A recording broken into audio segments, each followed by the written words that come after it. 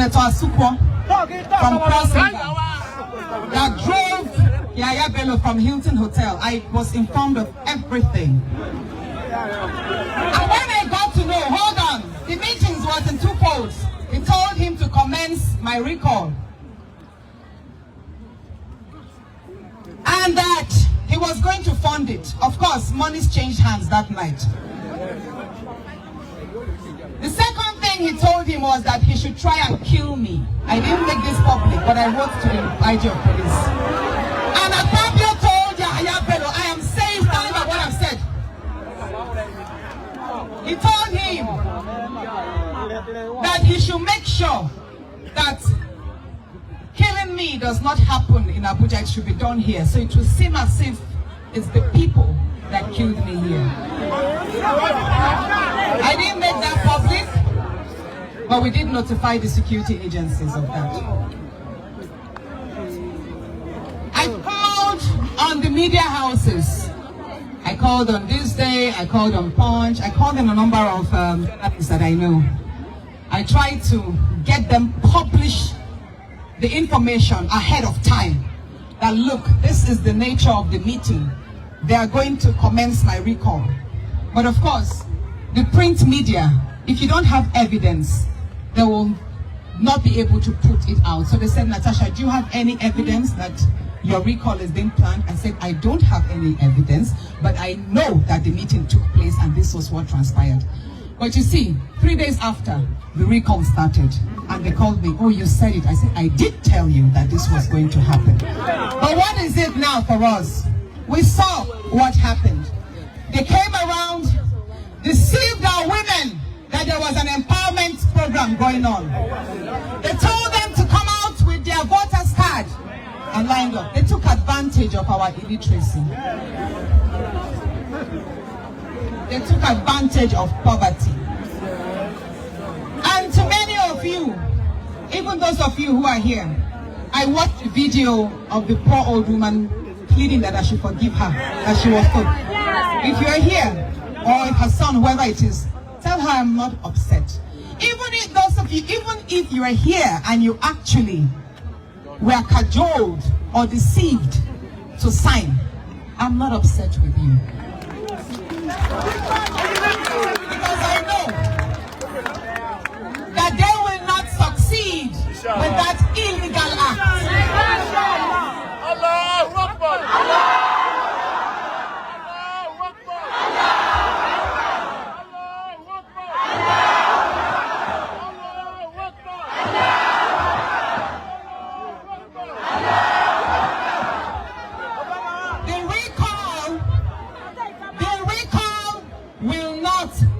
Successful by the grace of God. You see, the few videos that circulated and pictures were in Ododo's ward and Yahaya Bello's ward. Most parts of Kogi Central, there was no activity. So what did they do? They went into some rooms and assembled a few of them and started filling in the petitions themselves. That was what they did. And I believe INEC has been notified of this. And this actually is another litmus test on INEC to redeem its image.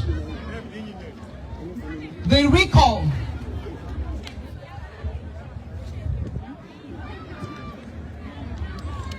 Should I give you the mic? Should I give you the mic to speak? Should I give you to speak? Please, can you step downstairs?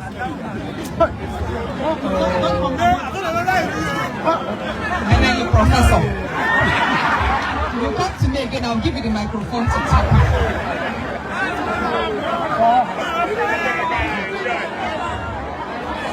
So like I said, the whole country and the whole world is on INEC. The nature in which the petitions, 250,000, really? 250,000 here in Kogi Central came out in just about how many days? In 2 days? In 2 days, 250,000 people came out to sign petitions for the recall of the most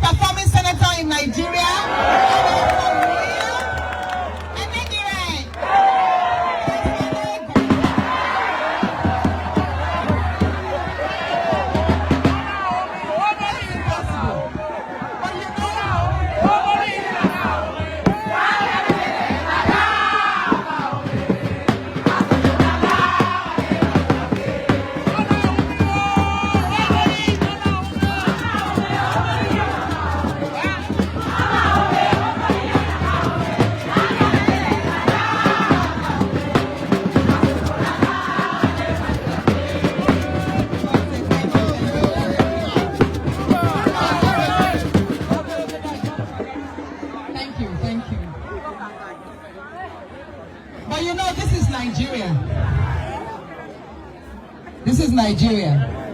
And we're a country trying to strengthen our institutions. But so far right now, our institutions, when I mean institutions, the judiciary, even the security arms, agencies, and INEC itself, they are not perfect.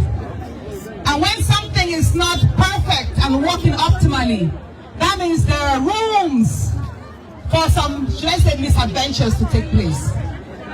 So we must not fold our arms. We have seen, from my own personal perspective, what I see INEC doing is aiding and guiding the petitioners on how to perfect their illicit acts. The first time the petition was submitted, they didn't have address, phone numbers, and all of that. So INEC went out to guide them on how to submit information that will perfect their petition. And what did they do? The petitioners who were from the other party, the APC, now submitted a letterhead. What's the name of it? Kogi Central Political Frontier. Yes.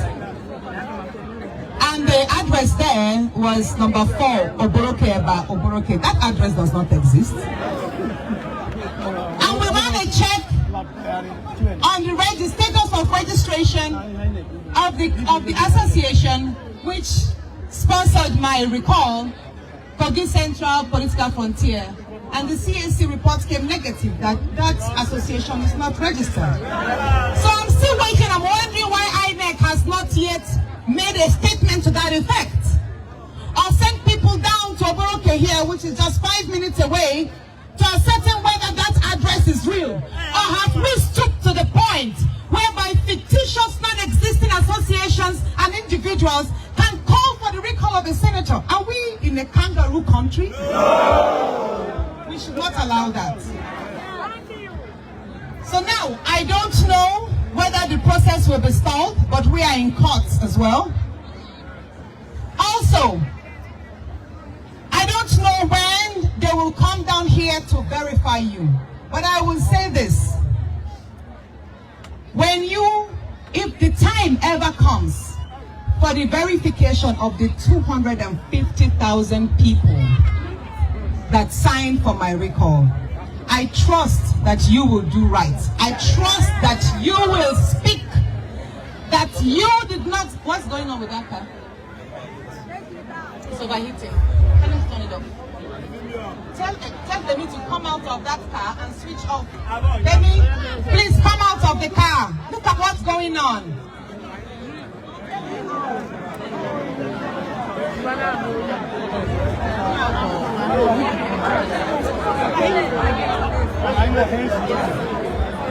On that day,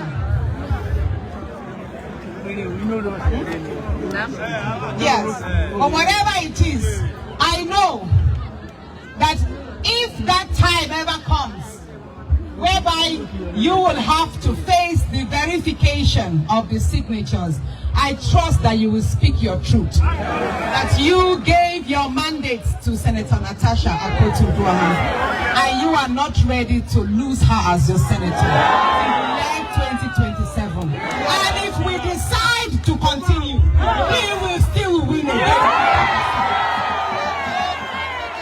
Because we know what we want. And we are tired of suffering from bad leadership. We are tired of being impoverished.